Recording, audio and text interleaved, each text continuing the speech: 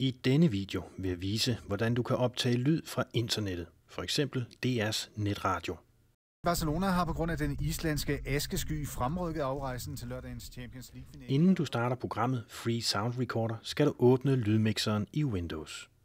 Her vælger du Systemlyde, og i fanbladet Optagelse højreklikker du på What You Hear. Det betyder det du hører.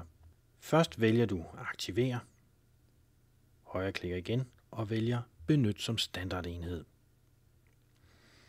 Tryk på OK og luk mixervinduet. Nu kan Free Sound Recorder startes.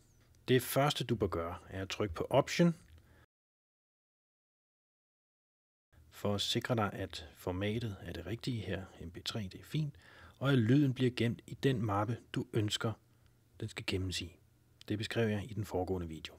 Så skal du også lige trykke på højtaleren her for at sikre dig, at Recording Device står til What You Hear.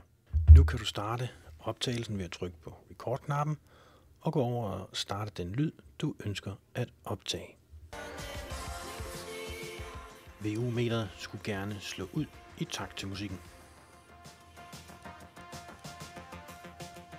Når du ikke vil optage mere, trykker du blot på stop-knappen, lukker for DR's netradio, eller hvad du nu har tændt. Lyden er nu gemt i den mappe, du indstillede Free Sound Recorder til.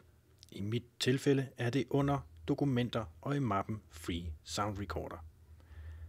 Her ligger lydfilen, og jeg kan give den et nyt navn.